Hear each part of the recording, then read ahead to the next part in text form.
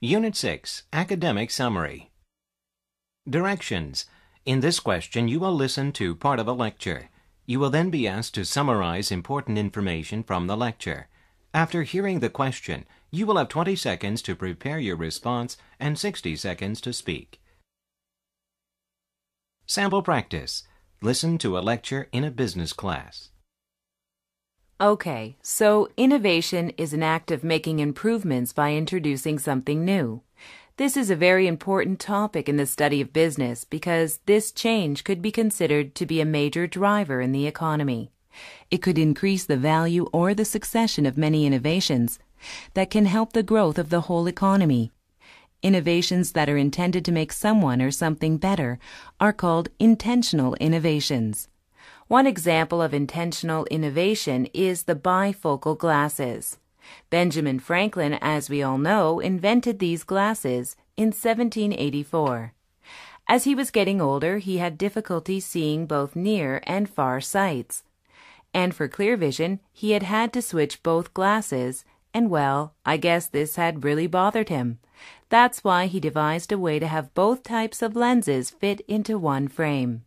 The far-sighted lenses were placed on the top, and the near-sighted lenses were placed at the bottom. This was an innovation, to be exact, an intentional innovation. However, innovations can't always be planned. Well, there are surprising numbers of inventions that are associated with unintended actions. That is, an innovation can happen by accident and is called an accidental innovation. Most of you guys enjoy ice cream sodas and sundaes. You might be surprised why I mention ice cream sodas. Ice cream sodas are a good example of accidental innovation. One day in 1871, Otto Bauer was working at a restaurant and a scoop of ice cream just fell in a glass of flavored soda water. He tasted it, thought it was the most delicious tasting combination of ice cream and soda. After that, he began to serve ice cream in the soda. This was an accidental beginning of a new invention and was the innovation that helped his business and the society.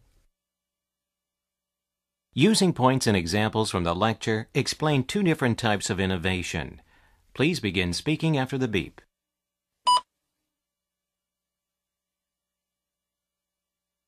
Sample answer.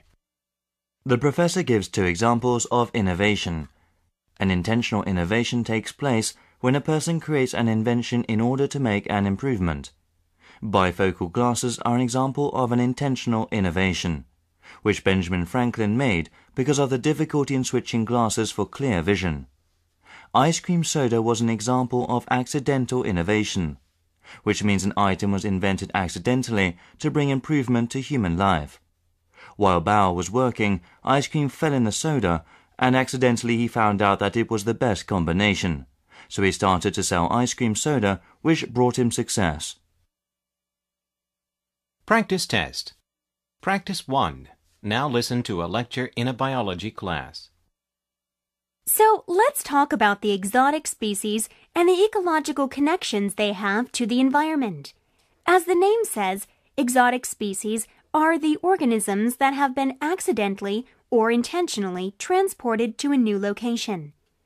There are a lot of controversies about exotic species, but mostly these species are introduced and damage the ecosystem. Let's look at the acacia plants. They were first planted for certain reasons, for example, shipbuilding, agricultural purposes, and cabinet work. Acacia plants were popular because of their supply and durability. What I mean is that the acacia plant has been known to reach 40 feet within 10 years, and it even shoots up 8 or 10 feet in a single season. So this allowed people not to worry about running out of acacia plants. There was no doubt that the more they cut it down, the faster it grew.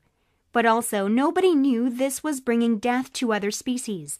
This quick-growing species got too tall and began to create shade.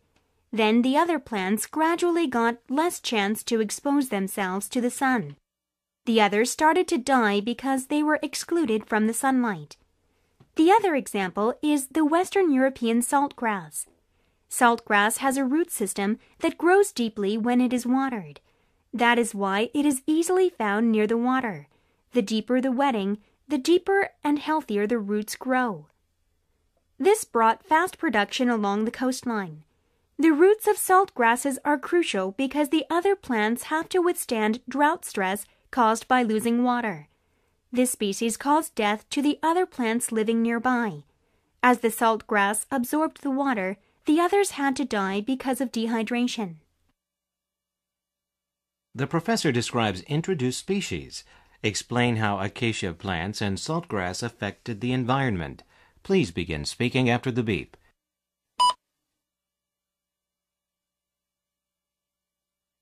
Sample answer. The professor shows two negative effects the introduced species have brought. The first example is acacia plants. The acacia plant was first imported because it was well known for its durability and fast growth.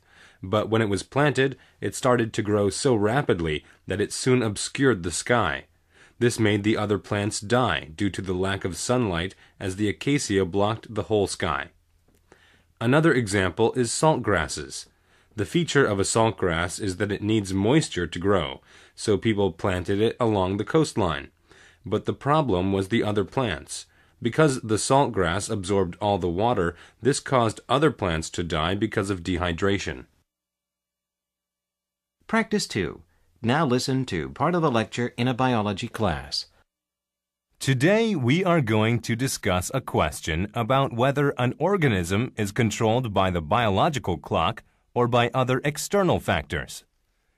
In order to answer this question, researchers have conducted an experiment with flying squirrels. Flying squirrels normally have 24-hour cycles. To discover whether they are affected by the biological clock or external factors, the researchers placed these squirrels in dark surroundings for 7 days to see if they still have 24-hour cycles regardless of their environment. Although the squirrels were very active in the dark, it turned out that when they were kept in darkness simulating night for a long duration of time, they only had 23.5-hour cycles, which means that their cycle was 30 minutes faster.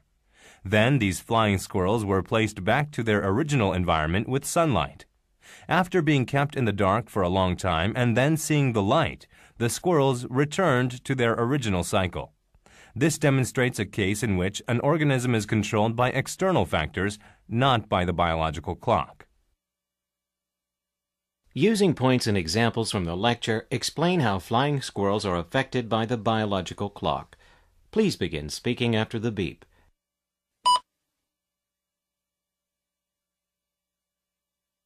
Sample answer. In the lecture, the professor explains about whether animals are controlled by a biological clock or by external factors. The professor uses flying squirrels as an example. He says that researchers conducted an experiment on the cycles of these squirrels.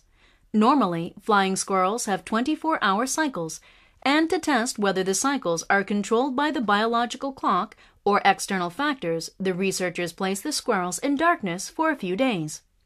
Although these squirrels were active in the dark, the researchers found out that they've only had 23.5-hour cycles, which was 30 minutes faster than usual.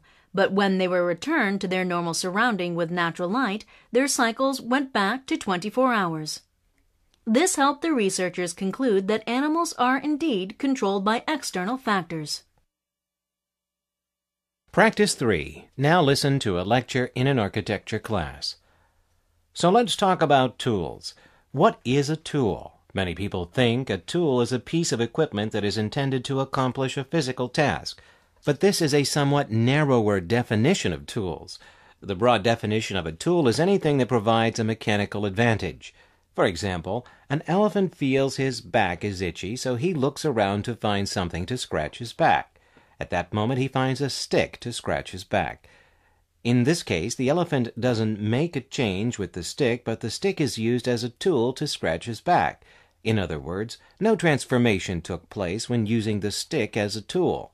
But under the narrower definition of tools, transformation occurs for a specific purpose. Let's imagine that we have to dig up the ground to make a big hole.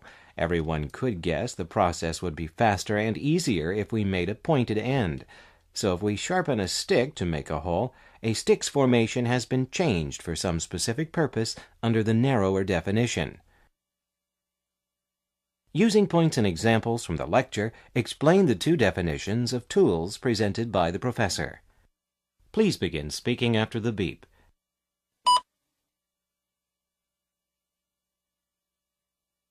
Sample answer. The professor gives examples of tools. Under the broad definition, tools can include anything that is used without a change in its form. For example, when an elephant uses a stick to scratch his back, the stick is used as a tool under the broad definition. On the other hand, under the narrower definition, the device is modified for a specific use. For example, in order to make a hole, we need a tool, and of course, a pointed end makes digging a hole faster and easier. Thinking of this, we will intentionally transform the stick.